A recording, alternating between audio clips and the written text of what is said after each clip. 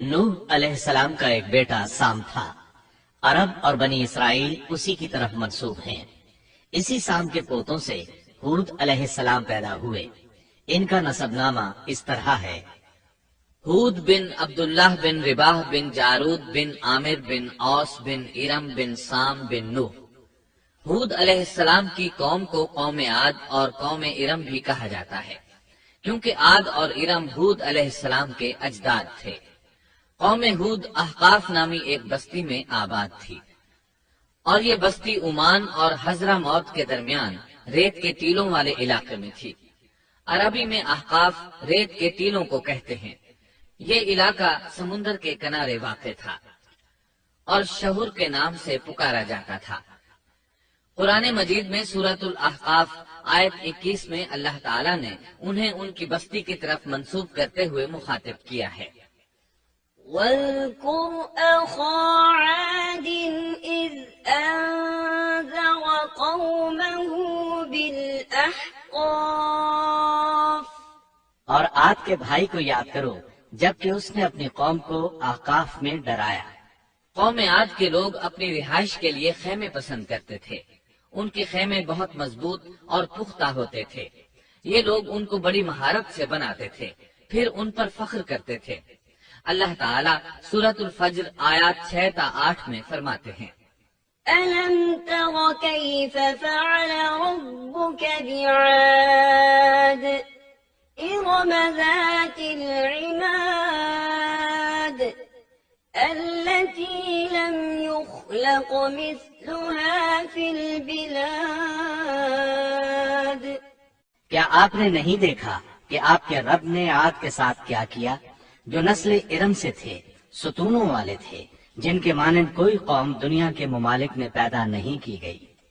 अल्लाह ताला ने उनकी कारीगरी और फन की एक मिसाल दी है कि वो ऐसे खेमों में आबाद थे जिनके सतून बहुत मजबूत थे, ताकतवर थे। उन लोगों ने शहरों और बस्तियों को ऐसी कारीगरी से बनाया कि उनके मुतालिक अजीब और गरीब रिवायात मशहूर हो गईं। ये नर्म जमीन में खेमे बनाते थे, इसके साथ पहाड़ों में महल भी बनाते थे। हालांकि रिहाइश के लिए जमीन पर खेमे मौजूद थे। गोया बेकार दौलत और वक्त बर्बाद करते, फिर उस पर फख्र करते। शहरों में जो रास्ते और सड़कें थीं वो बहुत चौड़ी थीं। इन जैसे तवील और कवी लोग बाद में पैदा नहीं हुए। कारीगरी और फनकारी में ये लोग इस मकाम तक पहुँचे कि फिर कोई न पहुँच सका। ये लोग अरब थे और अरबी में बातचीत करते थे। हूद अलैहिस्सलाम भी अरबी थे। इस्माइल अलैहिस्सलाम से पहले के अरब बाशिंदे अरब आरिबा कहलाते हैं। इनके मशहूर कबाइल ये हैं: आद, समूद, जुरहुम, अमीम, कहतान और मदियन वगैरह। इब्राहिम अलैहिस्सलाम की औलाद में इस्माइल अलैहिस्सलाम के बाद आने वाले लोग अरब मुस्तारिबा कहलाते हैं। इस्माइल अलैहिस्सलाम अरबी नहीं थे, कनानी थे। जब इब्राहिम अलैहिस्सलाम इस्माइल अलैहिस्सलाम को मक्का मुअज़्ज़मा में छोड़ आए और इस्माइल अलैहिस्सलाम ने अरबों से मेल जोल कायम किया तो उनसे अरबी सीख ली और इसमें बहुत महारत पैदा कर ली, यहाँ तक कि आपको अरब का फसीह कहा जाने लगा। आहले अरब में फसाहत व बलागत आप ही से आई। रसूलुल्लाह सल्लल्लाहु अलैहि वसल्लम भी इसी अंदाज में फसीह व बलीग अरबी में बात करते थे।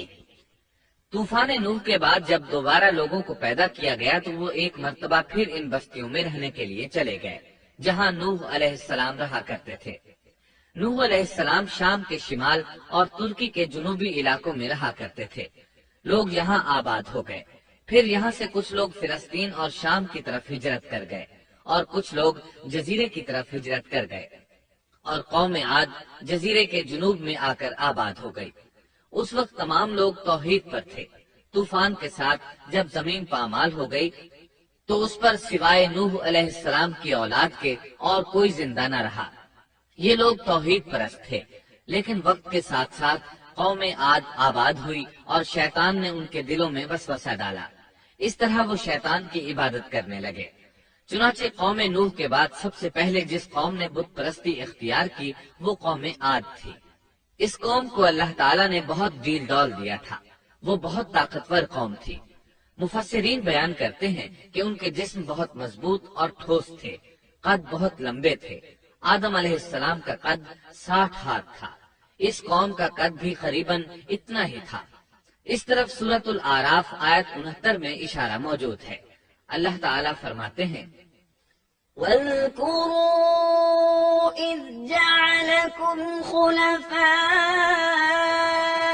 من بعد قوم نوح وزادكم في الخلق بسطة فاذكروا آلاء الله لعلكم تفلحون۔ اور تم وہ حالت یاد کرو جب اللہ نے تمہیں قوم نوح کے بعد جانشین بنایا اور ڈیل ڈول میں تمہیں زیادہ پھیلاؤ دیا، سو تم اللہ کی نعمتوں کو زیادہ یاد کرو تاکہ تم فلاح پا جاؤ۔ ہود علیہ السلام کی زبانی اللہ تعالیٰ ان کی فنکاری کو بیان کرتے ہوئے فرماتے ہیں کہ ہود علیہ السلام نے ان سے کہا، کیا تم ایک ایک ٹیلے پر بطور کھیل نشان لگا رہے ہو؟ مطلب یہ کہ یہ لوگ پہاڑوں کی چوٹیوں پر محل تعمیر کرتے تھے۔ جب ان سے کہا جاتا کہ تم رہتے تو زمین پر ہو اور گھر پہاڑوں پر بناتے ہو، اس کی کیا وجہ ہے؟ اور تم اتنے مضبوط محل تعمیر کر رہے ہو، گویا ہمیشہ یہیں رہو گے۔ وہ لوگ دراصل ٹیلوں، گھاٹیوں، دروں اور پہاڑوں پر عمارات تعمیر کرتے تھے، اور ان کا مقصد ان میں رہنا نہیں تھا، بلکہ صرف کھیل کود کے لیے ایسا کرتے تھے۔ ہود علیہ السلام نے انہیں جھنجھوڑا کہ تم ایسا کام کیوں کرتے ہو جس کا کوئی مقصد نہیں، جس کام کے فضول ہونے میں کوئی شک نہیں۔ ہود علیہ السلام انہیں واز کرتے تھے، اے میری قوم، اللہ نے تمہیں بڑی قوت سے نوازا ہے۔ تمہاری طاقت کا عالم یہ ہے کہ جب تم کسی پر ہاتھ ڈالتے ہو تو ظلم کرتے ہو، کوئی شخص تمہارے سامنے آنا گوارا نہیں کرتا۔ لہذا اللہ سے ڈرو اور میری پیروی کرو، اس سے ڈرو جس نے ان چیزوں سے تمہاری مدد کی۔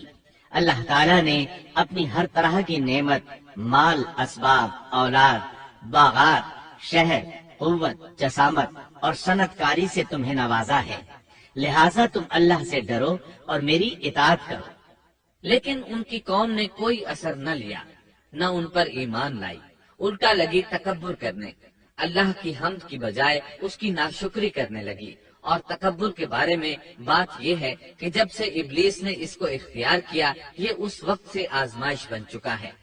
اللہ تعالیٰ سورہ حامیم السجدہ آیت 15 میں فرماتے ہیں، فأما عاد فاستكبروا في الأرض بغير الحق وقالوا من أشد منا قوة أولم يروا أن الله الذي خلقهم هو أشد منهم قوة۔ بس قوم عاد نے تو بے وجہ زمین میں سرکشی شروع کر دی اور کہنے لگے کہ ہم سے زوراور کون ہے؟ کیا انہیں یہ نظر نہ آیا کہ جس اللہ نے انہیں پیدا کیا ہے وہ ان سے بہت ہی زیادہ زوراور ہے؟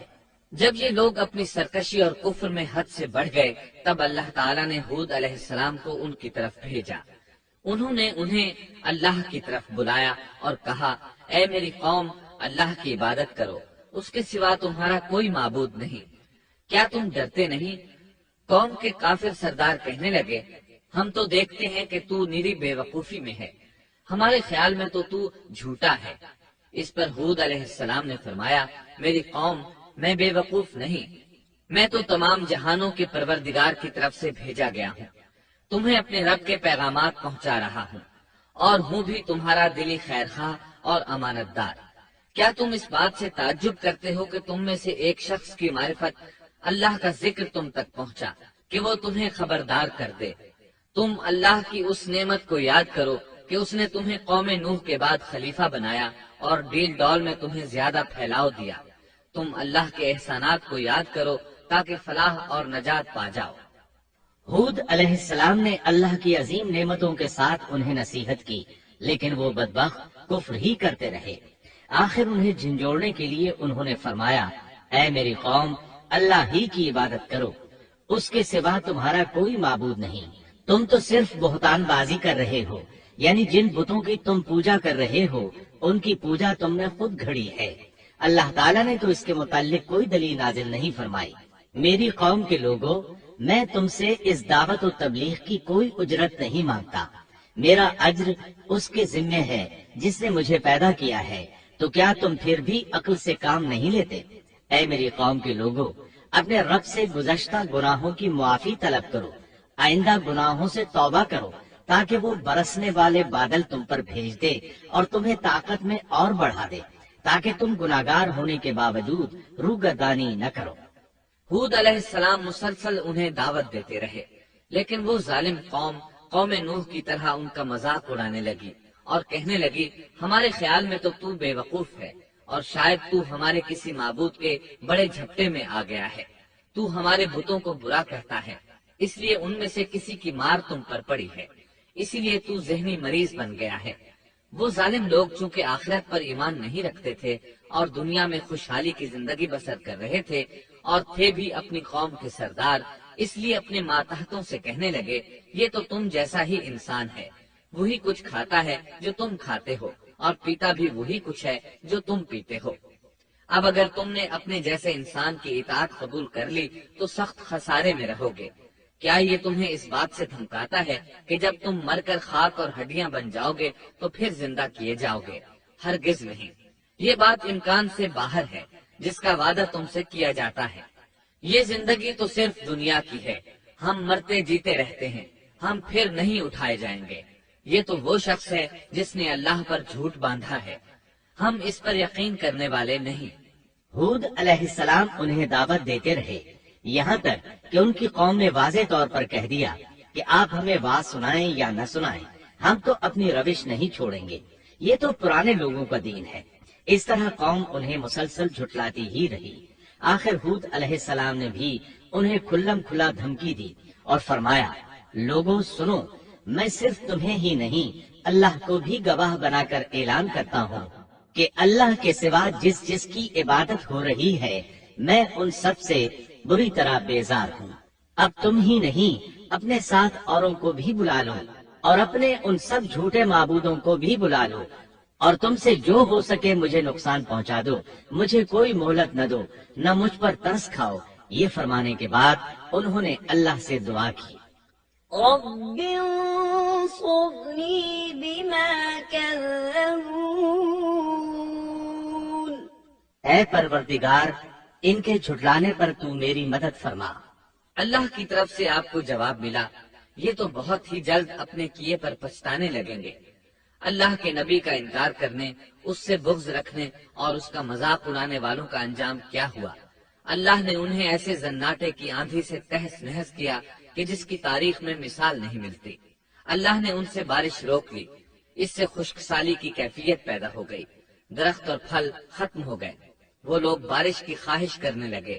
اسی حالت میں ایک دن اللہ نے انہیں عذاب دینے کا ارادہ فرمایا۔ انہوں نے دیکھا ایک سیاہ بادل ان کی طرف بڑھ رہا ہے، خوشی سے اچھلنے لگے، کہنے لگے یہ بادل ہم پر برسنے والا ہے، جبکہ ان کا خیال غلط تھا۔ دراصل ابر کی صورت میں یہ وہ قہر الہی تھا جس کے آنے کی وہ جلدی مچا رہے تھے۔ وہ عذاب ان کی بستیوں کی تمام چیزوں، پھلوں، خیموں، درختوں کو تہس نہس کرتا ہوا آیا۔ اسے اللہ کا یہی حکم تھا۔ آندھی اس قدر زبردست تھی کہ پہاڑوں پر ان کے تعمیر کردہ محلوں تک کو اڑا لے گئی۔ مجرموں کا یہی بدلہ ہے۔ اللہ تعالیٰ سورۃ الزاریات آیت 41 اور 42 میں فرماتے ہیں، وفي عاد إذ أرسلنا عليهم الريح العقيم ما تذر من شيء أتت عليه إلا جعلته كالرميم۔ اسی طرح عادیوں میں بھی ہماری طرف سے تنبیہ ہے، جبکہ ہم نے ان پر خیر و برکت سے خالی آندھی بھیجی، وہ جس چیز پر گرتی تھی اسے بوسیدہ ہڈی کی طرح چورا چورا کر دیتی تھی۔ اس آندھی نے ہر چیز کو فنا کر کے رکھ دیا۔ اللہ تعالیٰ ان کی تباہی ایک جگہ ان الفاظ میں بیان کرتے ہیں، قوم عاد نے بھی جھٹلایا، بس کیسا ہوا میرا عذاب اور میری ڈرانے والی باتیں۔ ہم نے ان پر تیز و تند مسلسل چلنے والی ہوا ایک لگاتار منحوس دن میں بھیج دی، جو لوگوں کو اٹھا اٹھا کر دے پٹکتی تھی۔ गोया के वो जड़ से कटे हुए खजूर के तने हैं। बस कैसी रही मेरी सजा और मेरा डराना। यकीनन हमने कुरान को नसीहत के लिए आसान कर दिया है। बस क्या है कोई नसीहत पकड़ने वाला? एक तीसरे मकाम पर अल्लाह ने उनकी जिल्लत और रुसवाई का जिक्र यूं किया है, कौम आद बेहद तुंद और तेज हवा से गारत कर दी गई। वो हवा उन पर बराबर लगातार 7 रात और 8 दिन तक अल्लाह के हुक्म से चलती रही। आप वहाँ होते तो देखते कि वहाँ लोग यूं चारों शानों चित गिरे पड़े हैं जैसे वो खजूरों के खोखले तने हों। क्या उनमें से कोई भी आपको बाकी नजर आ रहा है? हूद अलैहिस्सलाम को अल्लाह ताला ने अपनी रहमत से नजात दी। बाकी तमाम जगहों पर तबाही थी, लेकिन जिस जगह हूद अलैहिस्सलाम और उनके साथी थे उस तरफ ये हवा फटकी भी नहीं। कहा जाता है कि एक बाढ़ थी जिसमें हूद अलैहिस्सलाम, हैवानात, चौपाए और उन पर ईमान लाने वाले थे, और आंधी ने हर चीज को फना कर डाला।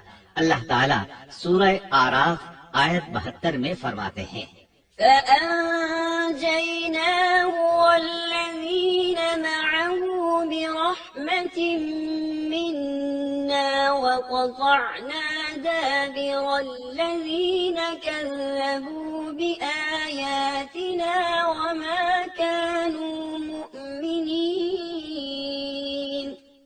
गरज हमने उन्हें और उनके साथियों को अपनी रहमत से बचा लिया और उन लोगों की जड़ काट दी जिन्होंने हमारी आयतों को झुठलाया था और वो ईमान लाने वाले न थे।